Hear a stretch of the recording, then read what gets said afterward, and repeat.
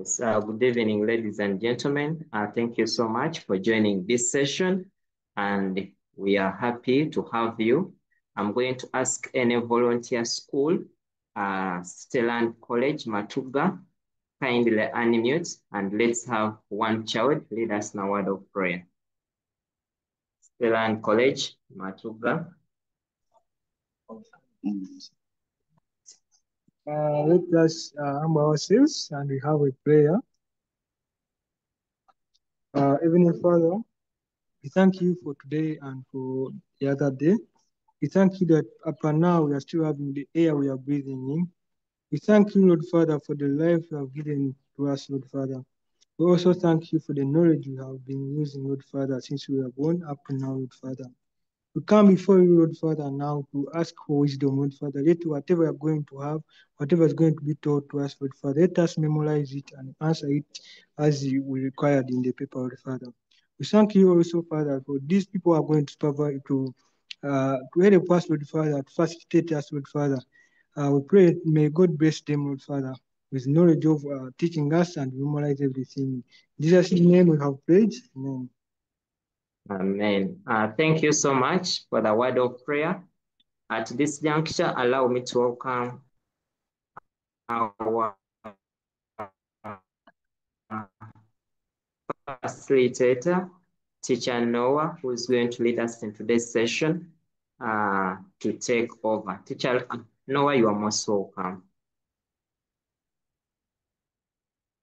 Thank you very much, Teacher Stephen. Good afternoon or good evening, everybody.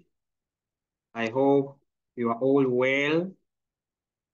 I was cross-checking a number of people who are online. My records are showing every minute people are increasing. Thank you very much for this noble cause of ensuring that our learners under this last category of the curriculum do perform very well. My name is Noah. I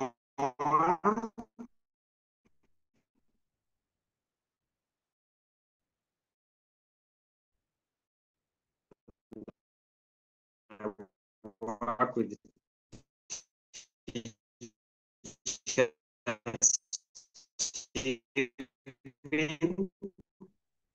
extremely delighted once again to talk to you and share not something new, but something that will energize and give our students confidence. They're doing a great job. Same words from another person or engagements. Like I've said, over the years, people have kept on arguing about economics. And I pray that by end of hour or hours today, we should be able to really write nice papers and surprise whoever thinks economics is a lion. I want to again tip on you that economics is possible if you follow what the teachers tell you and a bit of what I'm going to share with you. Please be positive about this subject. It is like when you move outside Uganda, the way we behave here may not be the same like other countries. So the first thing they teach you when you're going out is to learn how to behave as per the other people. So even in our subject, there are things we are going to emphasize, and then you should just know that that is how they are handled because we need to score marks. In many occasions, I always find people sometimes bringing arguments from another subject, but the way economics will look at some of these areas will slightly differ. So I hope I'll be of benefit and we shall share together. I want to start by introducing what I have shared. I hope people are seeing what I am sharing.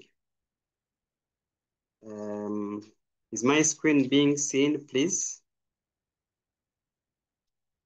Can someone notify me that is seeing my screen? Hello, members.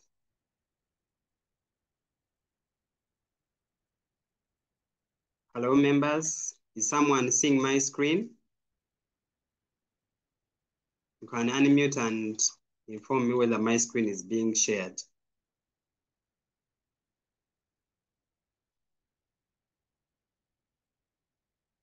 Teacher Stephen, I don't know whether people are hearing me, but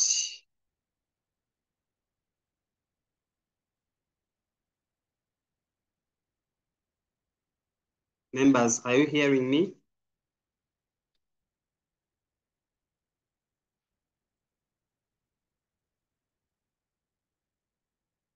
Hello? Hello, members? I want to assume I'm being heard, but before I continue, I wanted to confirm whether people are getting me clearly.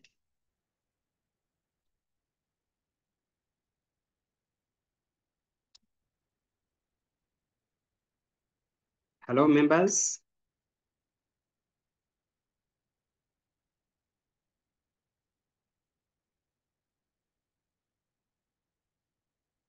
Let me come back in a minute and I rectify something small here. Seems people are not getting me because I wanted feedback from you so that I'm ably heard.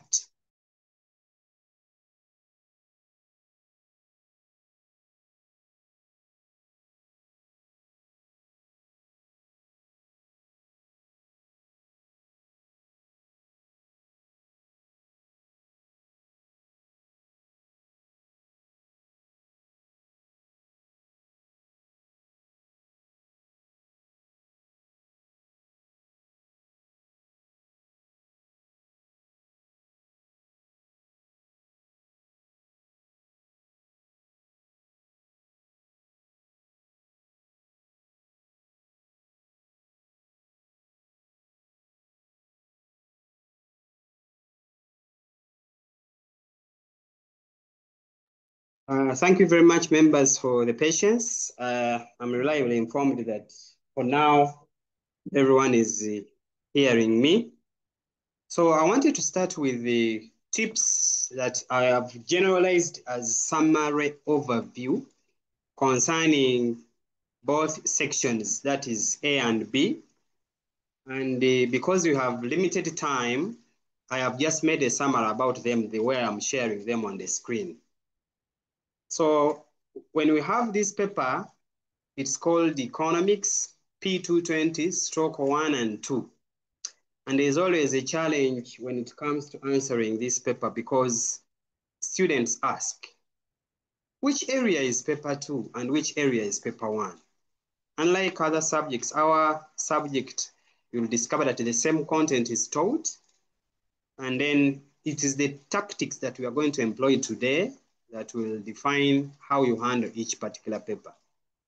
So because we are setting in for mocks and finally UNEB in November, please take a note of these areas. I've just made a summary of them. It doesn't exhaust all because of the limited time. So I want to start with section A.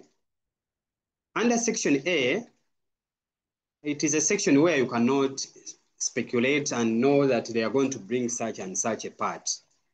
And what happens, students usually neglect this area. And eventually, when the examiners are marking, they'll have blank spaces, just because people neglect it. It carries 20 marks, but in most cases, when you give it attention, you always grab some marks from this section. So I have started with the bullet 1, and I said, try to give more than the asked points. In section A, they're going to use words like mention, they're going to use words like state, they're going to use words like identify or give. Those are the words you're going to find out. Of recent, we even have suggest.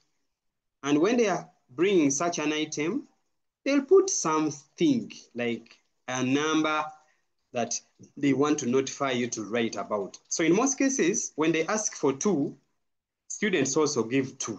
And that's why I've said, please don't give only 2. If they ask for 2, try to give at least 3, but don't give 10. Why? When you give 10, you are not going to manage to finish on time, but at least there should be an excess point given. And these are points that we give that do not require explanation because we are in section A. So if they ask for 3, state 3 ways of controlling cyclic unemployment, then the 3 in your essay should be at least 4 points. It is always wise to sometimes give more than the required reason. One of it may have a wrong spelling, or one of it may be wrong totally, and then at least the other one comes and covers that loss that you could be experiencing. So don't give only those mentioned points only. At least give an excess to be safe. Then 2, sometimes there are cases where they consider giving questions of distinguishing or differentiating. And then we have a scenario where students cannot give probably both definitions, and you happen to have one by yourself in terms of memory. So here we are advising you to please give a separating word that separates these concepts. And we usually encourage you to use either while or whereas. And when you are using this word, please put it on a separate line, because you're very sure your teacher is not the one going to mark you. So some other person who may mark may not probably rush and see your answer in case you are merging all of them in the same paragraph. So for you, if you say distinguish between a public good and a merit good, then from nowhere you come and just write anyhow. Someone may just come and tick. It is true they are human beings, and it is true some of you have the monies to go for, remarking, but not all have such that they may again look through that. So to be on the safe side, make these concepts separate. One appears in one paragraph, and then afterwards you use while. The pamphlets you have those words on the other hand, yet, but, please avoid them. Economics usually only encourages use of 2 words, that is while or whereas. What happens if a student does not know the second concept, but knows the first one? We usually advise and say, you rather write something wrong to that particular concept, and at least you write an answer to the other one. Otherwise, it is hard to say that you will be given a mark just because you have given one, because the whole question is not defining. They have said distinguish. If I'm distinguishing between, for instance, a girl and a boy, if I say girls have this and I stop there, I'll not have distinguished. So it is wise to say a girl has this, whereas a boy has the other part. So in other words, my idea is that the concept should appear, that you have them separate, and in case one is wrong, it means they cross the one which is wrong and they give you a mark for the second one. Usually there are penalties in case you just come and you have not defined, rather separated, especially with you giving one item and you give up the other. You lose a mark about this. Then there are people who rush and just want to give answers, but it's wise and doesn't lose you any mark, even time, to give what we call introductory statements. What do we mean? If you are defining, you'll just define. You start with the very concept that is being asked. That is section A, or sometimes even it is B when they say distinguish between, you come and say derived demand refers and you continue. But here, if they say give 3 importances of opportunity cost to a producer, it is always good because we are training you for the best. We don't want average students. It's always good to say the 3 importances of a producer, how, and then you start to give. Why do we do this? In most cases, when you're being marked, these examiners are human beings who at one moment can fall sick, can get tired, and then they switch numbers. So if somebody has been marking your number as number 7, all of a sudden from nowhere, then another person falls sick, they will say, please take over number 1 because this other person has fallen sick. So this person may not have been used to section A, and then you are creating hurdle to this person. In most cases, because they are human beings, they may say, what is this student trying to do? But when you tell him, oh, 3 importances of opportunity cost, then you give. It is always better. Me, when I'm training my students, I always tell them the best way. It is true, they will mark your work, that's a fact. But to be safe, at least use introductory statements. No one should lie to you that you won't finish. Then there are areas where we emphasize formula, or sometimes we craft them or create them for the sake of earning a mark. So they ask you to calculate probably depreciation. It may not necessarily have a formula, but at least there's a mark allocated for crafting a formula, elasticity, those areas of marginal revenue in case they appear in A. There's always a formula. Please put a formula there. You'll get your mark. Then put the substitutions. You'll get your mark. And then usually come to the last element. So in most cases, when they put 3 marks in brackets, you happen to see students coming to only target using the calculator, and then they find the answer. But you're losing a mark. They have put 3 marks. You'll get the mark in steps. Therefore, emphasize the formula where it is due, especially when it is appearing in section A. Then majority of you ignore this, but on our first page of the instructions, we do have an instruction which says credit will be given for use of relevant diagrams. And in most cases, because it is not told directly that you draw, it is advisable that where you see that a diagram applies, please attach it. This applies also to section B. For instance, there are times when they say what is meant by a transformation curve, and then they put 2 marks. So in most cases, to be safe, you'll define what a transformation curve is all about, and then you'll apply a diagram so that in case they say definition is 1 mark, and then the diagram is another mark, for you, you'll be very safe. You have done numbers about changes in the demand. You've done numbers about anything that requires illustration. No one is going to tell you that draw, but that instruction on the top is an indication that they are reminding you that where you discover a diagram is due and you look at the mark allocation in brackets, please try your best to apply it because you are adding yourself more marks. Then we have technical words that will be penalized in this section, but also in B, which are called economic language words. I want to cite 2 examples. We have, for instance, someone writes and says infrastructure, but when she or she wanted to mean infrastructure. So when the examiners are marking, they will penalize you for writing wrongly the spelling that is for economics, and that's why we are using the word technical words must be well spelled, but also observed. You are going to write lent with meaning you start with elo, but yet you meant rent, probably the one that will give us a reward to a factor of production, you know better.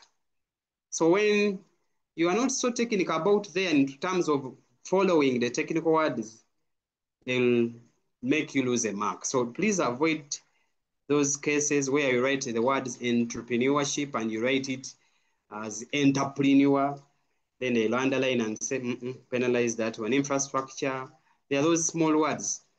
Otherwise, some other words that are in English, they will not penalize you, but remember to do this very well. Then, second last in A, before I cross to B, is to mind about plural items. I did mention about this for a reason, and I even quoted it. There are cases where they say, mention 4 roles of industries, probably in Uganda. our pamphlets or our summaries have, industry when it is singular. So in a paper like paper 2, they are going to a little bit be technical in a way that they will say, industry were many. So if a student simply is used to that word, it creates employment, it generates revenue, it increases output. They will say, but we asked very many industries. And this applies also to section B. So mind about the plural.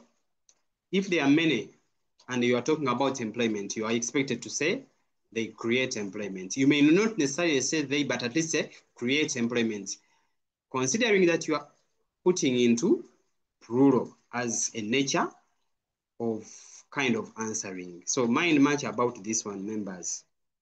And then may I put this last bullet? It may look weird, but I said it's to do this section last, and I said doing it last. Why? Section A sometimes teases. And why does it tease? They bring a concept and you actually don't know. But when you look at the mark allocation in the brackets, it's 1 mark.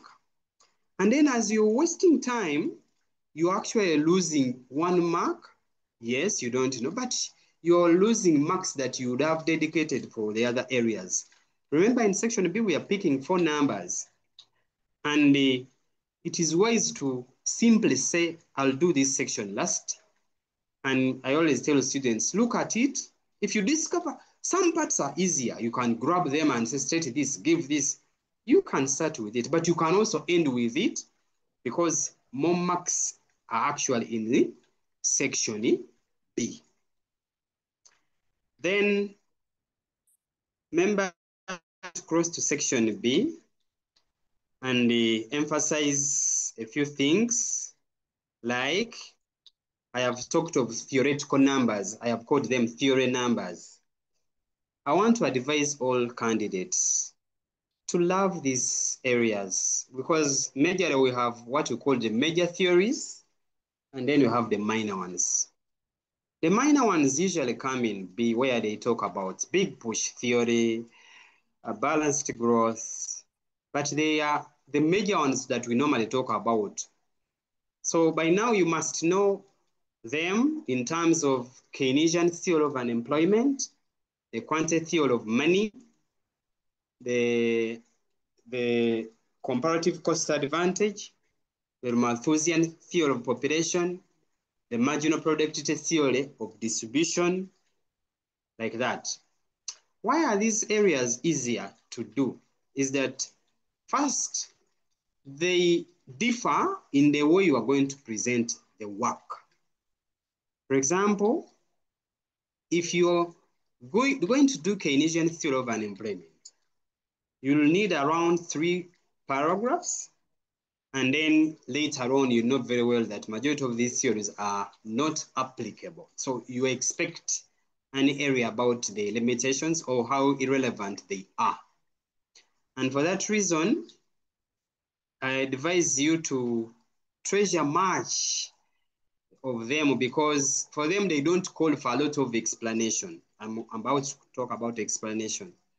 And in most cases, you'll get quick marks about them. Why do we call them quick marks? It is because once you mention an item about them, in most cases when it comes to limitations or relevancies, they will not attract any other additional explanation about them. So it makes them easier. However, like I've said, they differ. When Keynes was speaking about unemployment, he gave one reason why unemployment result or happens. So you state and know that if I say Keynesian theory of unemployment states that unemployment arises due to deficiency in aggregate demand or final goods and services produced, especially in a period of economic recession, then you just know those are 2 marks. Afterwards, what did Keynes say? He mentioned how unemployment continues to happen when he mentioned that investment levels are affected and output levels decline, and then finally less capital and labor are employed. I know all these have been told to you by your teachers. So afterwards, he gave an idea called a solution to unemployment, and that was to increase aggregate demand. Again, those are 2 marks. So you'll discover that when you give the first paragraph, the second one, those are 6 marks, and then you give any solutions around such, you have more or less defined or described the theory. And because it is not your theory, you are supposed to leave it the way it is. When teachers are teaching us, they even give us who invented it. Sometimes some people even want to show where was he born. Those are not necessary. When you are revising these theories, concentrate on only those areas that you consider necessary. And therefore, they are easier to do because they attract easy and direct marks about them. So we have the Malthusian population theory. When you are stating, you must state what Malthus talked about. I know later on you will ask me some of the areas, so I don't want to teach. I just want to guide. Then I want to advise students that UNEB wants to see whether you really have mastered this content. So what people do, they concentrate on the limitations and forget about the relevancies, or how applicable are they. In most cases, if it is brought to either developing countries or Uganda, you must learn how each theory applies and you select those items. And whether it is paper 2, you'll just show that it is applicable in Uganda. If it is in the morning where it is in an economy, you'll now show either it is developing countries. Those same answers will be the same in terms of presentation. So I implore you to actually concentrate on this. Then we have tense-driven questions. These ones affect them students to pass so much. That's why I gave them an introduction about them. So why people have forgotten about tenses that were taught to them right from primary. So you are told to give advantages, and if you are going to appear with advantage after the other advantage, you all know that it is one type. So if it is creates employment, that means that that is present tense. And then if it is going to be continuous, then we shall say creating employment. If you're talking of something that has already existed, past participle, past tense, then you're going to say it is created. But why am I focusing on the tense-driven questions is that in most cases, when these questions are brought in the afternoon, that's where problems come. You shall discover that people pass in the morning and they get some 98 or 70, whatever. Then in the afternoon, you have 18 because you do not want to follow the tense that is asked. So we have those 3 tenses. Please mark them critically. A question comes and is asking you to explain the measures being taken to control unemployment. So that means that such is requiring present continuous. So right from the points, you must start with ing. If you're talking of improving infrastructure, explanation, you're going to show again in line with the same tense. So it is so bad that people lose marks because we are in senior 6, we are going to universities, we're going to write dissertations. We shouldn't be affected by such tenses. So present continuous, it is ing, both in the presentation of a point, you include your stop, and then you continue with the line.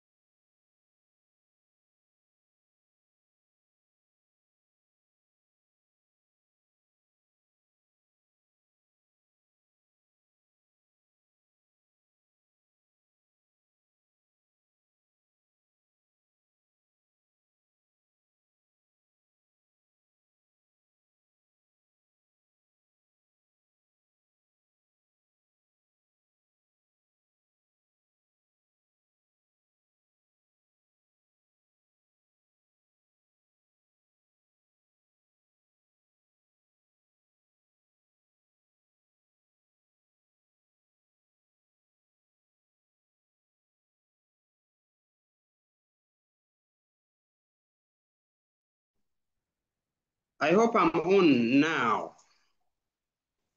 Am I on? Yes, thank you very much. Sorry for the interruption. It's raining where I am, and I think somehow internet was not good.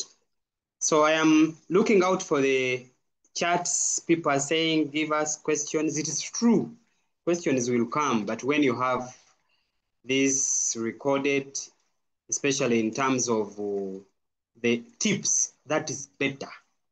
So questions will be shared. Please don't worry about this. So I was still talking about things to do with the tenses, and I said it is wise to follow particular tenses in line with the papers that we are setting for. So in the morning, we have tenses that will be suggestive tense and then probably present tense only. So in most cases, you shouldn't worry. You're supposed to know that if I am told to suggest, nowadays they even have those other tricks where they say, advise government on how to handle this, or advise how this should be done. So try your best to use a command language. And under command language, we are using simple tense, and thereafter, when you are explaining, you then can follow it with can, or may, or should.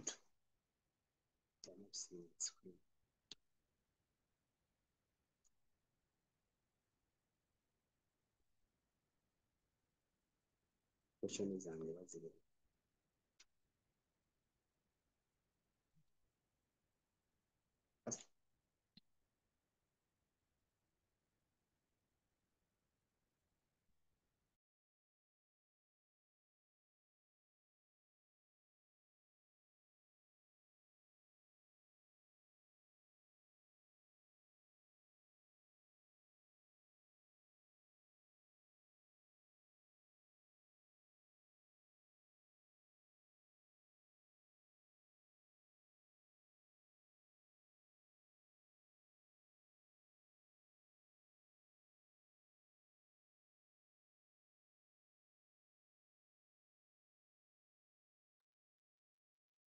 So I went to the chats and I saw people trying to ask me about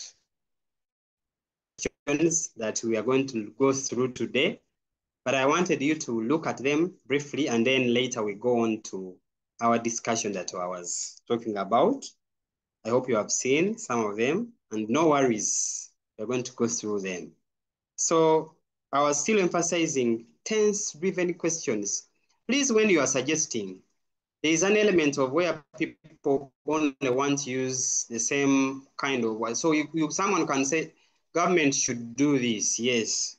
Then afterwards, what will happen? Then you spoil your point by going on to say, this is helping. Then you'll be off track.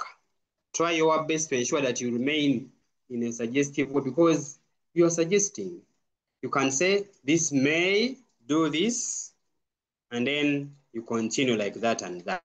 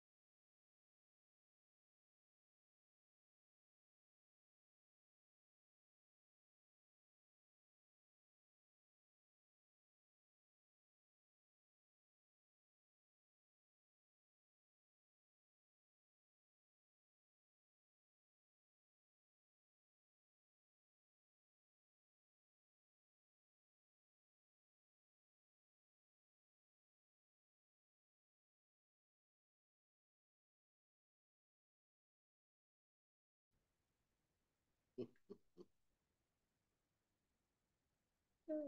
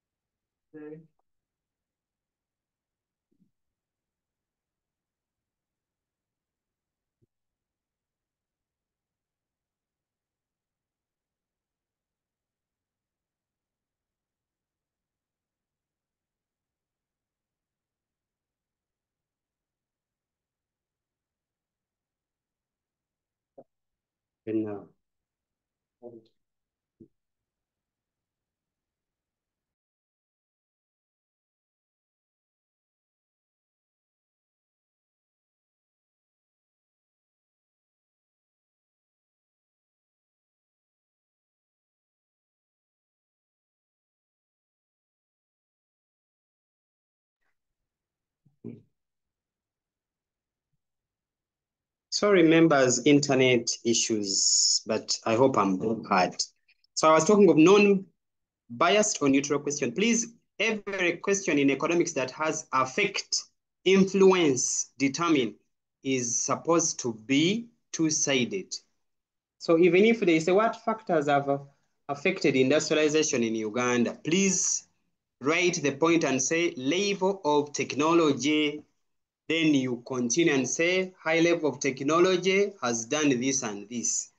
Or what factors affect, then you say high level of technology encourages efficiency, and then you continue to explain why low level of technology. It is supposed to be balanced, despite the word affect. Those are neutral questions. So please note them down. Affect, influence, and determine in economic subject. It is a non-biased question. It must have neutral points. Then there are topics that share points. So when you're revising, because you're going for the mocks, please look out for those topics and you summarize them. What will happen is that they will more or less have the same points, but you only tune the explanation as per the given item.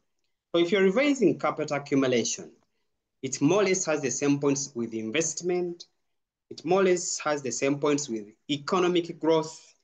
It more or less has similar kind of points with national income. There are those topics that share kind of topics so that when you're revising, it becomes easier for you.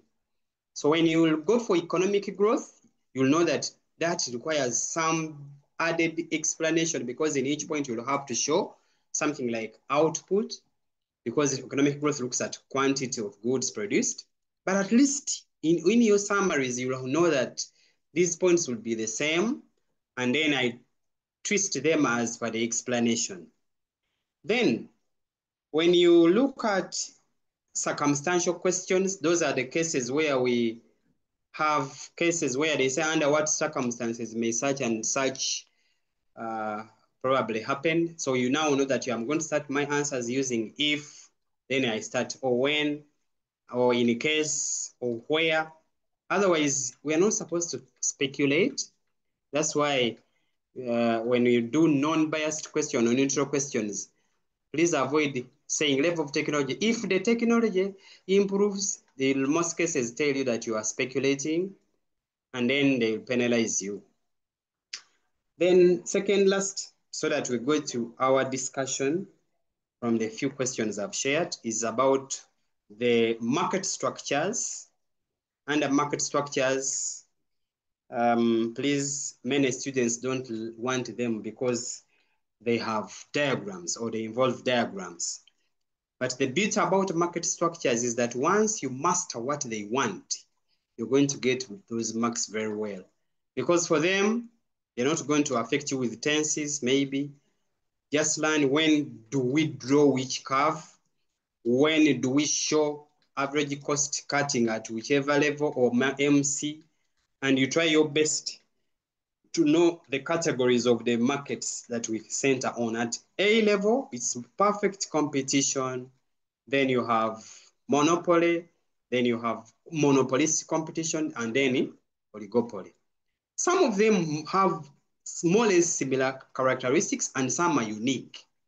So in most cases, what do you do? When you're revising that area, first start with the characteristics that describe them. Make summary about them and say in perfect competition, are buyers many? Yes. How about monopoly? Everyone will have very many buyers. So that becomes a point across. But how about when it comes to sellers? You discover that under perfect competition, the sellers are also many. Then the same applies to monopolistic competition. But when it comes to monopoly, the seller is what? One. And when you go to oligopoly, the sellers are few. So we don't say many. That will help you to identify these markets so that via characteristics, you actually have these things on fingertips. So practice the diagrams. Where I am, we cannot illustrate them very well. And then look out for the advantages and the disadvantages because they can center on any. Stop biases about them. It's an area that usually when it comes, we expect you to get marks about them. And then the last element I will talk about under this section B is the explanation. I didn't put here as a note. Please mark the two papers. We have paper 1 and paper 2. And under paper 1, you'll discover that majority of the areas that have 10 marks or 10 marks part A, 10 marks part B, you will require moderate kind of explanation so that even when you state your full line and a half, chances are high that you'll get that score. So I am advising people not to overdwell on areas that do not require a lot of explanation, because once you over-explain, you are inviting somebody to read your statement, and then all of a sudden, he may cross your answer just because you're overdoing it. So learn those areas that do not require too much of the explanation, because some of them are very direct. However, the mark allocation also can help you. For instance, if you look at 10-10, then you know that it will not call for so much of that explanation. But where you see 16, you will now know that I'm going to state a point, then I include a full stop or a comma, then I try to give an explanation. That explanation should not be so wordy. Remain within the line, bring out an element that is in line with the point, and then make it okay. So here we are not going to look out for conclusions. We're going to look out for simple explanation of economics in its language. So you try to apply that explanation, mention your point, and then bring out a simple explanation. Some points kind of link with each other so that your teachers should assist you to know that if I'm talking about labor, what do I want with labor? Labor is associated with the skills that finally will bring efficiency. That becomes a key word. If I'm talking about market, what is all about market? Anywhere an investor tries to talk about market is interested in increasing sales and then profit. So that one becomes a catch point. If I'm talking about technology as a point level of technology, my explanation should not miss efficiency. If I'm talking about, for example, capital or level of investment, then there must be a catch point about it. So try to make those catch points so that every time you are trying to explain, that should not miss in your explanation, because you have a challenge, especially for the afternoon paper, where people are not balancing the papers. I wanted to assume those are a few areas we can look at, and I'm sure very many numbers here are interested in what I did prepare for you. So if we can now go and look at such areas. So I did start with section A. My screen shows that I was asked to state the law of diminishing returns, and that if you have a paper, in most cases, it's 1 mark. When we are going to state this law, we must state it the way it was crafted by the developers. That's why we said the law of diminishing returns states that as more and more units of a variable factor are applied to a given quantity of a fixed factor, comma, marginal product first rises, reaches a maximum, and then diminishes. In most cases, that will appear the way it appears, and you get that 1 mark because they have told us to state. So there's no way you're going to bring your other way, because that is what the developer of the law did. It developed it in that way. And in brief, we are looking at the more variable factors you apply to a given quantity, you first produce, and then that production, which we call marginal product, rises as you keep on adding on more units of a variable factor. Why is it called a variable factor? Because it varies, and varying in a quantity, we say it changes. It can either increase or decrease. And later on, once it reaches the maximum point, whenever you add on more of the variable factor, then you will see outputs diminishing. Then if we are told to identify any three assumptions of the law of diminishing returns, you can see that I have applied the word assumes. But below you, before you, you must have put what I talked about in the introductory statement where I said, just say the three assumptions of the law, and then you start. This person who is marking will now know that A is doing A Roman 2. So here we say assumes existence of a variable factor. Please don't explain, state it there and go. Assumes existence of a fixed factor. Assumes technology is constant, assumes a short run period, because we said this law only works in the short run. Assumes constant factor. So if I'm a student and they have asked me for 3, I would give some 4 to be very safe. Let your paper have at least maximum award to be very safe. Then we have those areas, I did talk about them, where they ask you to distinguish or differentiate. Those are the words they will give when they want you to separate the concepts. So I have tried to put the concept separate, where a question was asking me to distinguish between elasticity of demand and price elasticity of demand. So to be safe, I then put my first idea up, and in between there, I am using a separating word, while. Or sometimes we said you can make even use of the word whereas. So if I bring my concept, it's a measure of degree of responsiveness of quantity demanded of a commodity to changes in the factors that affect demand.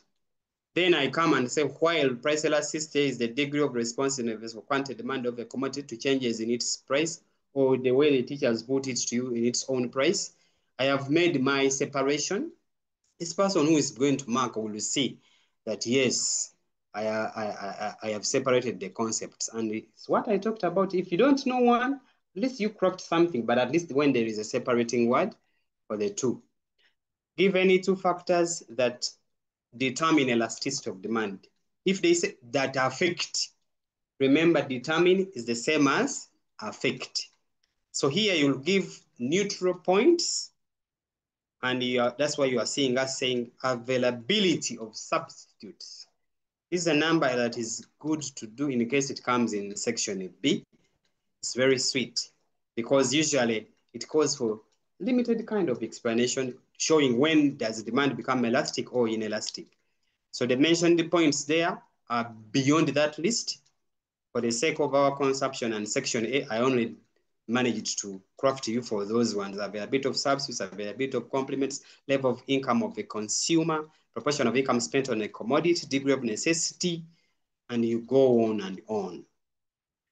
Then we are told to distinguish between perfect oligopoly and imperfect oligopoly.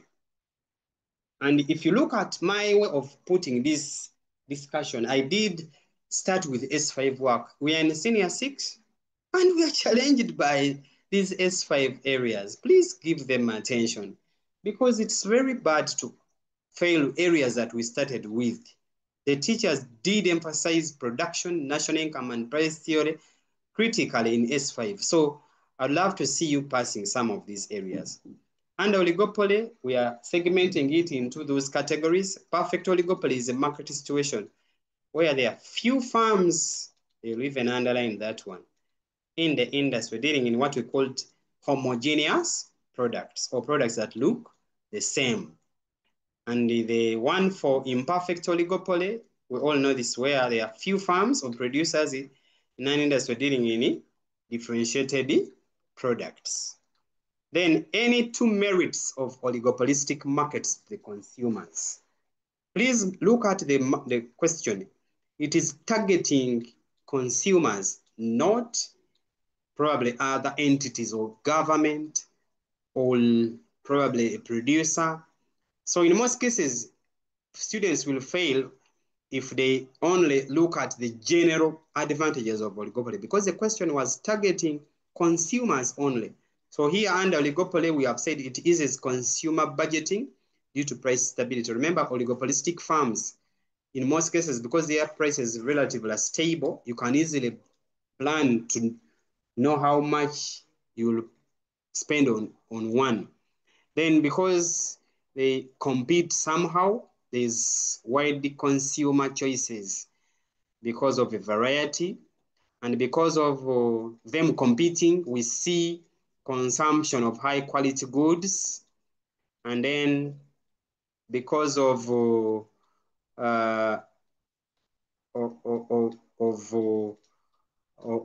them competing, consumers benefit in terms of the non-price competition that is using the consumer games they organize, and you get a gift thereafter. And then in most cases, there are low prices that consumers get. No wonder an advantage. Then you have D. That's when I said they use such word mentioned for characteristics of the formal sector in Uganda. We are used to informal, but now I did craft in a paper 2 area. So in Uganda, every element that will happen like that can always come in the afternoon. So look out for what we call, you guys call them qualifiers, but they are adjectives that we give to give a suitable explanation or understanding of some of these values we are talking about. That's why we use the words mainly, uses skilled labor, because under formal sector, we are looking for experts or expatriates. So you will choose the skilled labor to employ. Majority of the formal sector is for profit-oriented. Production is for commercial or profit-oriented, mainly urban or semi-urban based, mainly uses better or modern technology. It is the reason why majority of the formal institutions keep looking out for new modern technology, just like your schools. They are formal. You're using Zoom meetings now, and that's the one we can always use to link. Then such have employer and employee unions, the formal sector, and I'm using has because they have said formal sector. They have not said sectors. So I did get concern over this plural thing I talked about. I know your teachers have this with you. Then the last part in what is part E, was to define capital intensive technology. When you are doing capital intensive technology, in your revision, you must remember that I can also look out for labor intensive. And to get them better, you just know that is what we shall look at as a production methodology that employs relatively more capital than other factors of production. So I can see somebody raising up a hand. I'll come and respond to you. Don't worry. And then when you're defining this, you must then remember that you have to compare. And that's why you say more than other factors of production. Then lastly, we said state any 2 factors that limit the adoption of capital-intensive technology in Uganda. What limits us to use such technology? Those are the answers. Please check the spelling of labor. We shall not go by the American spellings. So this one is supposed to be labor, L-A-B-O-U-R, but it's limited labor skills, limited funds, limited entrepreneurial ability, poor topography, underdeveloped infrastructure, and there the spellings are key. Please, if you write wrongly the spelling, you're going to be penalized. I am looking out for the charts. When I look out for the charts, people were talking about network, but please, I think I'm now back. I'll go and check with everything that you have talked about there. Let's run to B. If we go to section B, under B, I did take you into S5 work, where I said describe the approaches used in compilation of national income. Now, in most cases, they are going to put 6 marks and learn how to grab those marks. There will be a mark for the mentioning of the approach or the methodologies. We all know from our lovely teachers who taught us that there are 3 approaches. So mere mentioning one and you put a full stop, that's 1 mark. So if it has 6 marks, you already have 3 marks with you. So you mention value-added approach, or it has that other name, they call it output or product approach. Then you have income approach, and then you have expenditure approach. But when they are going to give you a mark for the defining it or the explanation, they will consider certain words that should not miss. For example, here we are going to look at the approach involving adding up money value of final goods and services. Because when you are doing the compilation, we don't look at all goods. We actually become very selective and we consider the final goods. And yet we know that there are those goods that are intermediate, and later on, that's why it becomes a disadvantage anyway. So something else that should not miss out on these approaches, they are time framed. That's why we say in a given period of time, usually a year, or in a given year, something like that. It shouldn't miss. Under income, we add up all incomes of earned by the factors of production. You can even mention them, but even when you leave it like that, you will get your mark. Expenditure approach, here we add up all expenditures, again, made on final goods. So it is value-added approach and expenditure approach that the words should not miss, and then you get your marks. So I have mentioned about mark allocation. If there are 6, at least if you don't know how to explain, put them there. You'll get that mentioning mark, and then at least you get something than fearing. Because some people say, I didn't know A, so I didn't do that number, but A had the 6, and yet you could do part B, which you now see. So in my presentation, I tried to give students how best one can explain some of these things. Asha Gauss, yes, I am seeing you. I'm going to respond to you, please. And here, the question was talking about explaining the challenges faced during computation of national income figures. So here, we look at mentioning the point, then thereafter develop something small. My explanation may be that word. Please, if you don't know how to put all this, if you're talking of inadequate statistical data, just go for the direct answering of it and say, probably there's limited information due to absence of proper record keeping by producers and consumers, and they cannot probably disclose their incomes or expenditures. Then you stop around there. You'll have mentioned how this is a problem, because it must be explained very well for you to earn the other marks. Then you have the problem of double counting. Usually we have said this comes due to the failure to distinguish between intermediate and final goods, or sometimes even failure to identify which one are exactly the transfer payments. I'm sure your teachers gave you this.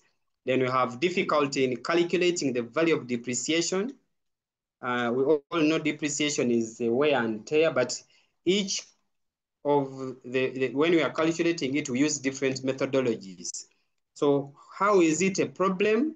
Because it is difficult to measure the accuracy of any of the methods that the companies or firms may use, and it becomes a constraint to the statisticians, who end up either, depending on what we have termed as gross or net, or by explanation. Then you have difficulty in valuing non-marketed output, because we said such output usually does not pass through the market. So whenever it stays in the places where it is produced from, statisticians cannot come and attach value, because we said they only look at samples they find in markets. Then we have difficulty in calculating net incomes from abroad. we did see that this one comes because of difficulty in identifying information, especially concerning the incomes from people working abroad and those that are working within the boundaries of the country. Then you have difficulty in valuing government expenditure, where we said it is hard to estimate government expenditure since it is in most cases hard to find out whether certain services were not subsidized. So other points include problem of price changes, where prices keep what? Changing, and when they change because of increase or decrease, in most cases, they don't come up with actual incomes, as well as problems of valuing unpaid for services, which we said they are rendered and then in most cases, they are not given any value in terms of money. Examples being family labor, like that. People, I have just given the points and then shown a little bit of how they can be explained. Because your teachers have recorded this, you'll find it there. So try your best. And here, you are not going to talk about things that are crafted. So these should be strictly points concerning how national income is a challenge when it comes to computation. So let's not think we are going to come and just craft the answers from nowhere. These are specific problems.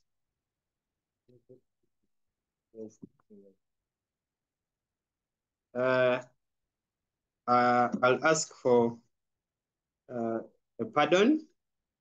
Then we have limited skilled manpower, where we say there are usually few statisticians. We all know that people who compile this work are economists or accountants, who we said are not many. And because there are few, the work becomes hard to compile all information concerning incomes of people all over the country. Then you have inadequate facilities and equipments to use. And this comes because of failure to handle the collection, the organization and summary, and plus analyzing data. You are very sure you faced challenges when they were counting you as Ugandans, and you did discover that one person would spend a lot of time on a computer because it's one computer that even is faulty as a way of gathering or collecting data. So at least some of those points would be noted down. Then we have question 3, which talks of describing different economic forms of dependence in Uganda. So if you remember my presentation, the first point has been, the first question has been addressing probably paper 1. I didn't address it anywhere. But now here I am focusing on Uganda, and then I only mentioned those forms that Uganda looks at. So here we have sectoral dependence. You correct that one, not sectorial, where we look at Uganda being dependent on agriculture. Then you have trade dependence, where we see us depending on few crops, or sometimes we call it geographical concentration of trade. We also look at external resource dependence, where Uganda relies mostly on foreign capital that we get from the donors, and skilled labor. That word is labor, please, you correct it, and then technology, and then the direct economic dependence, where certain times we have to depend on decisions that come from outside. So majority of the teachers will teach you that when you are dependent on a country, there are largely a few things that are positive out of them. So here the question was very direct. They may say, explain the demerits of economic dependence in Uganda. Or sometimes they may say, explain the effects of economic dependence. We all know that if we are mentioning effects, we expect you to say positive and negative, but here dependence is largely negative.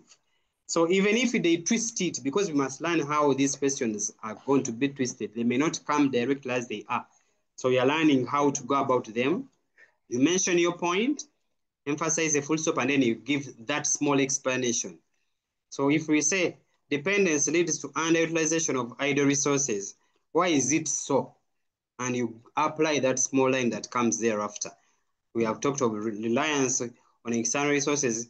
we said renders exploitation of natural resources, and they are actually neglected because you expect someone to keep coming and rescuing you.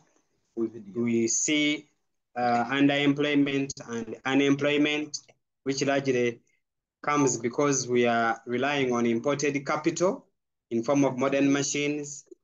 We see leading to cultural erosion, where we now see Uganda relying on foreign capital, and because of that, it has its negative strings attached. Of recent, you remember when we did pass the anti-gay law, the American government was not good towards us by threatening us during the era of the former President Biden. Those are things that can help you to remember some of these areas.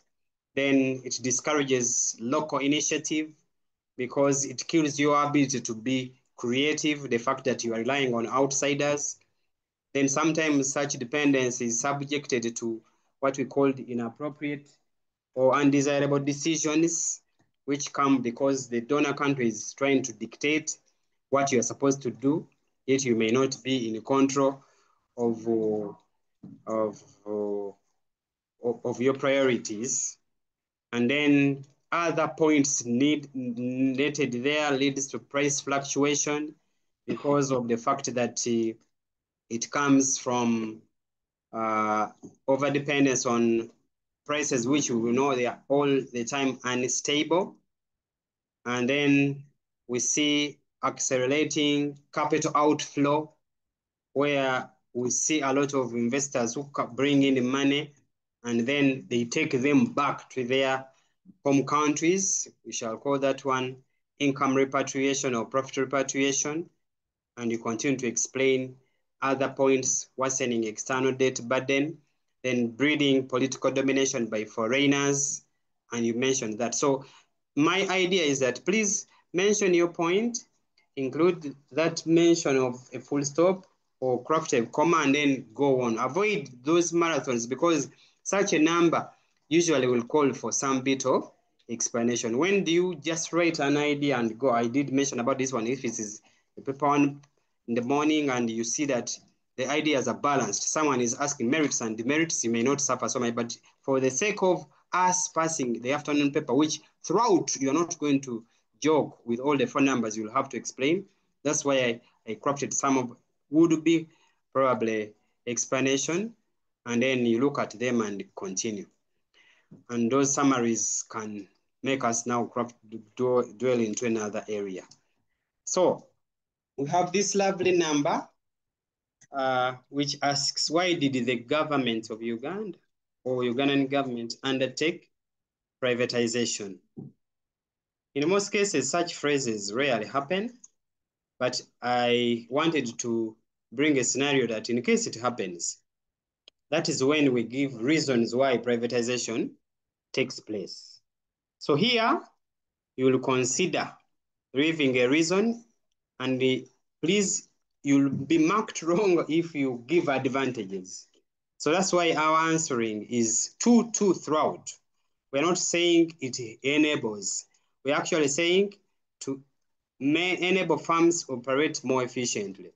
It means if they change this question and they say, what are the advantages of Uganda undertaking privatization, then you'll use more or less the same points, but without crafting 2 at the starting point. So here, why did I have my answer starting with the 2? It is because I have been asked reasons to explain why Uganda took out that privatization policy. So here I mention a point, give it an explanation. If you say to reduce corruption tendencies that are rampant in state enterprises, you just mentioned that the private sector is more strict. It supervises all forms of work, and in most cases, it is transparent. So if netted and you're corrupt, if you're working with them, you'll be fired. So government realized that there was a need to stop the corruption by forwarding such institutions to private sector. That's the reason. Then they are more efficient because for them, they are profit-oriented. In most cases, they operate basing on efficiency, and they want to produce more output and quantity so as to generate more profits. Then you have that other reason, a minute.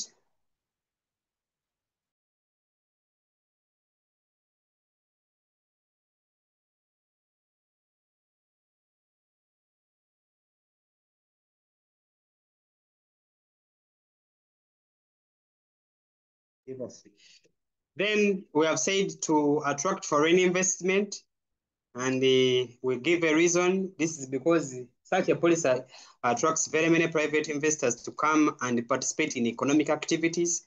If you actually look at my explanation, they are not so wordy. Please don't over-explain, because we said when you over-explain, you're inviting the examiner to read too much of your content, and somewhere you go astray. Aisha girls, I still see your hand is up. I'm going to respond to you. Then we have other reasons we give.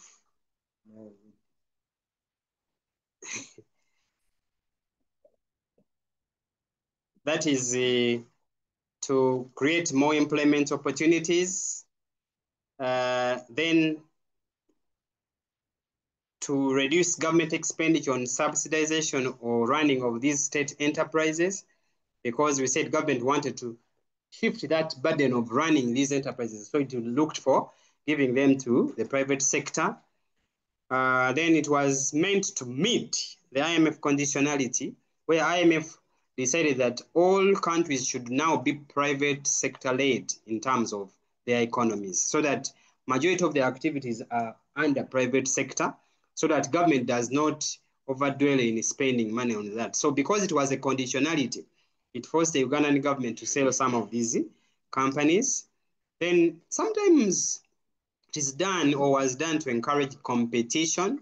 We all know that when there's competition, we expect quality output, because we said under quality, majority private people are profit oriented. So they ensure that whatever they do is of good quality.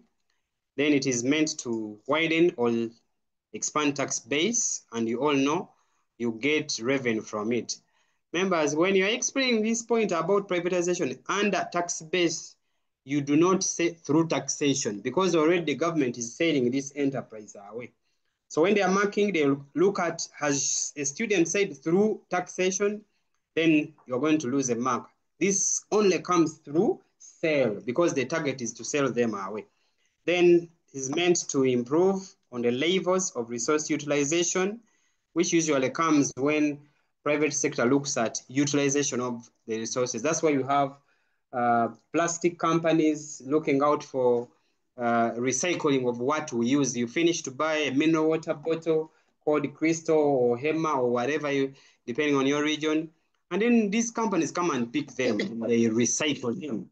So it looks at as an idle resource, but some other private company comes and makes use of them. It was also meant to allow government concentrate on the provision of social services. For instance, this was taking a lot of public funds from government, and therefore government looked at concentrating on the ones we call essential, that is defense, provision of education, then you have water provision, then it lets any other work under the private sector. And then we have to improve the BOP position.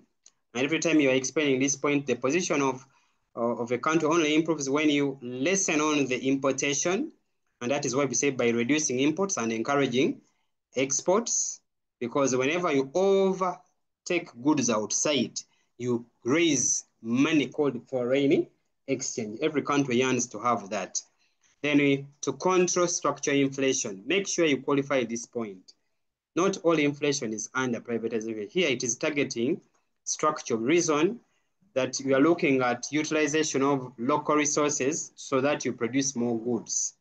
And then you have that point which is very direct to increase output and hence economic growth. Then it was intended to reduce bureaucratic tendencies, and you reduce the negative effects that come with the bureaucracy, because you know that under bureaucracy, decisions will be arrived at after a lot of consultation is done. And yet with the private sector, you want something, you come and get it there and then. So there is no bureaucracy. So bureaucracy was wasting decision making, and then it was hampering it. Then government also wanted to encourage creativity and innovation that usually comes when companies or businesses do make profits, and to ensure that they remain in business, they all the time must be becoming creative, plus other reasons. So here we do have part B that calls for the contribution of the private sector to the economic development of Uganda. We are talking about contribution.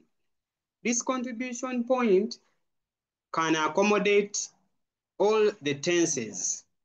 The private sector is doing something now, that is present tense.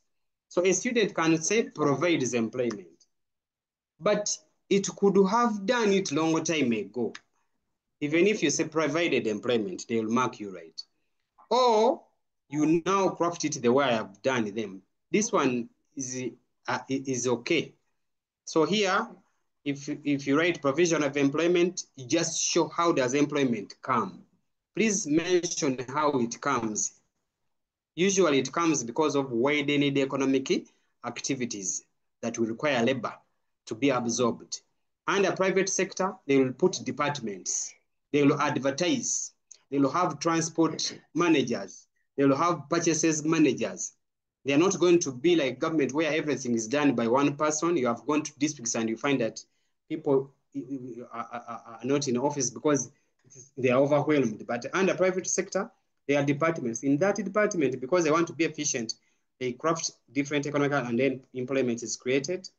Then the private sector contributes to local and foreign capital. So here we have seen companies like MTN, when they organize marathons for like cancer-related victims, they are raising funds. Or that comes because of the role of the private sector does.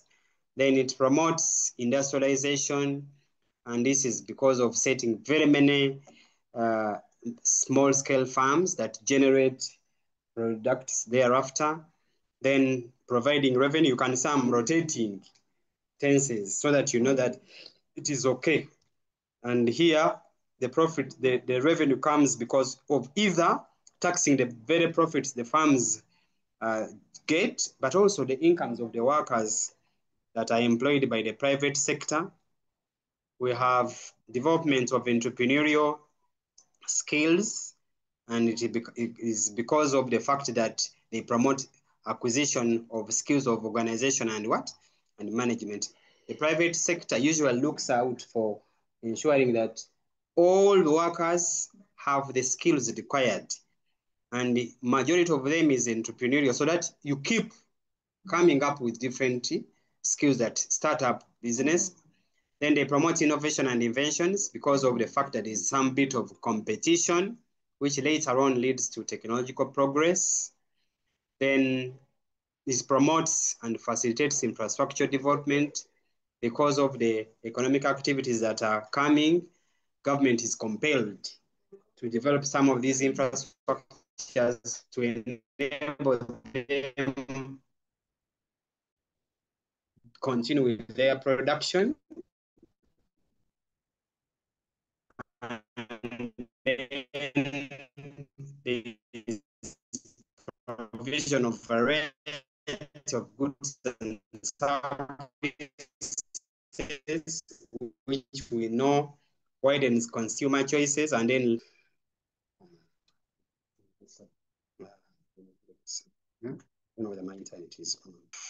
improving quality of goods and services, which later on improves the choices we make because we have a variety coming from the quality, then facilitates increased use of resources, and we see less wastage, and then we see leads to increased economic growth because of more output produced from the sector. We look at skills of labor. This is what I was talking about, that certain areas share some of these points, and then the explanation will just be tagged to what you are explaining. The private sector promotes commercialization of the economy, and this is because it looks at anything to do with money to be generated after marketing the products. So it is first of all profit motivated, and then looks at selling goods to the market. So the economy changes from subsistence to commercial. And also it helps to improve the position of a country, and I have sounded this on and on. I said the position usually improves when you over-export, but you reduce on the importation. Then it diversifies or reduces dependence. Those are some of the areas you talk about. So then we have this. If you look at such questions, they are unique because there's a difference between defining and then what is meant by. So when you find such questions, they'll always carry 4 marks. And if you only define and stop somewhere, you'll only be able to get 2 marks. So under what is meant by, you add something beyond a definition. In this case, for instance, if you look at trade liberalization, we shall just look at how we define it by saying it is removal of unnecessary controls on trade. Then hence giving people the liberty to trade without undue government controls. That will attract some marks. Then you go on to show. You can either full stop or you go on to show how is it done. When government removes unnecessary controls on trade, it wants to give liberty or freedom for people to do whatever they want, and it doesn't come in to tell them. That's why you have betting companies. You may be that religious and you don't want free money, but because government gives powers for people to do what they want, then you happen to see that you have somebody having a church near you, and eventually people come and pray from it, but at night they may be making some small noise around it. There's liberty there. You show how is it done. You mentioned the forms. That's why here you're using the word total ban, quotas. Then you have tariffs, administrative control, and usually is to increase the value, volume, and benefits of trade. So there you are bound to get all those marks very well. Then some other way of how you can define liberalization, I have also given another alternative, and they involve more or less the same, for as long as you define and show these restrictions put on trade, and then you show the instruments that are used. Members, I'm seeing charts. Please don't assume that I'm not seeing them. There are quite many. I'll look at them later. Kindly bear with me because I have limited time, but I'll respond to them. Then I have the other part.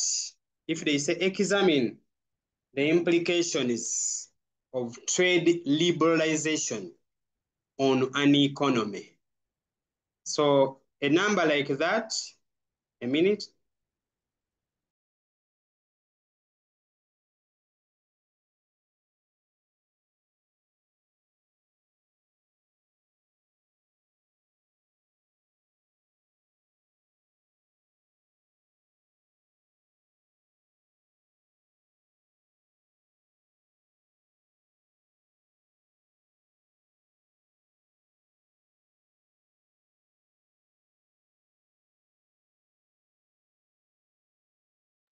So for such a question, they have told us to examine the implications.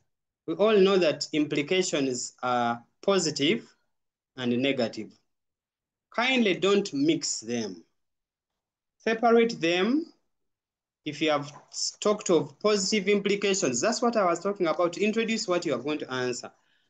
Then you show them, and then later on you will show the negativity of them. So they must be positive and negative. And this question is a paper 1 question where it will not call for heavy explanation.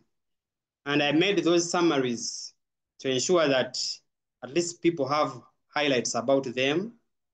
Liberalization has increased the employment opportunities, encourages utilization of resources, increases level of output, and therefore economic growth rates, because usually government brings out that freedom and people produce whatever they want. That's why you have a lot of goods on the market because of liberalism.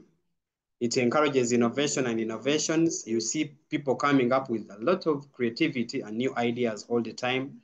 There's improved quality of goods that come because of competition. But you also, from the same competition, farms tend to become efficient because they have to retain the market share. So therefore, they look out for how to remain in business. Then there is generation of revenue that comes through taxation. Then it fights corruption because of the efficiency that is associated with it, like that, like that. So you go on to look out for other points that I have shared. They tend to control structure inflation, all those points as we have shared them. So make sure you are balancing this positive and negative.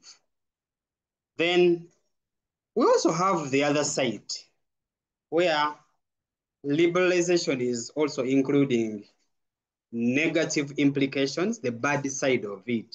So we have talked of making an economy a little susceptible to instabilities, especially the ones we call like price fluctuations. If every time there is out of touch with government, the private people charge prices the way they want, and then the prices do not remain stable. We don't want price fluctuation because they affect us in terms of earnings, they disrupt jobs, then leads to collapse of local farms, especially when they are out to compete. So every time there is a new good on the market and it is more attractive, the other local farms will bow out. Sometimes it leads to unemployment because liberalization leads to adoption of machines, which we know replace human labor. Then it sometimes results into the danger of resource misallocation. The investors allocate resources in wrong areas where they should not have invested, but because they have that freedom, then there's duplication of resource wastage, where some continue to produce more or less the same, but duplication is bad that it leads to resource wastage. Then there's depletion of some of the resources because of exploitation. That's why we lose some areas that are encroached upon, because everywhere government has officiated liberalism and someone looks at a resource and says, I'm going to encroach on this wetland. Then there is flooding of markets, which we all know that brings overproduction of goods. And whenever there is overproduction, prices come down. That's why we said leading to very low or unacceptable levels of prices. Then distortion of consumer choices because of advertisement. And then we look at consumer exploitation because of the ignorance. Consumers are cheated or exploited in a way that they may not know exactly which quality of commodities they are meant to consume, and as well as resulting into foreign economic dominance. So you balance the explanation and you happen to see that you get all the marks. So this is a number that is easy to do, just in case you face it. I welcome all your queries. Thereafter, I have like 10 minutes and I come back to you. Then there's that question.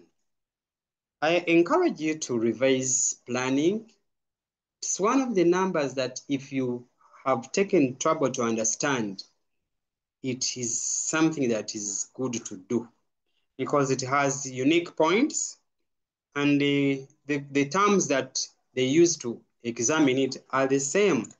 They will ask either to explain influencing factors or limitation, and then they can always ask why it is maybe necessary. Like here we are looking at the rationale. Rationale, we are looking at reasons why there should be planning. So whether they say centralized planning or what it is, why should planning take place? Why should government plan? Because of the rationale, you're seeing me posting answers that have two. Otherwise, if they say explain the importance of planning, you are not going to use it two. You are going to remove two and you just say planning minimizes or ensures. So here we plan to minimize wastage of resources because we know resources are not enough. So therefore they require government to come and plan so that there is no misuse and also duplication. Then sometimes we plan to ensure proper coordination in sector development because we said certain sectors like a private sector may over concentrate on areas that they have interest in. And so we need coordination and we link these sectors with another. That's why government comes in. There's always need to ensure balanced regional development or income equality or equity, because we said planning comes when it is at a fair or balanced level, and that is usually done by government. We plan for proper sequencing of projects in the economy so that we establish them, first of all, in a timely and orderly manner, so that after developing these sectors, they link with each other. Then we do so also for easy mobilization of foreign aid or resources, because we all know that the donors coming to give you money, they always first ask for a plan. Therefore, countries are forced to draw plans, and then they use these plans to request funds from the donors. It is one way of how they attract them. The donors never give free money unless you indicate them. So Shade or Shadi, I see your hand. Please don't worry. Then to minimize divergence between social costs and private benefits, here we said as we take on planning, those social costs that affect our lives sometimes need regulation through planning.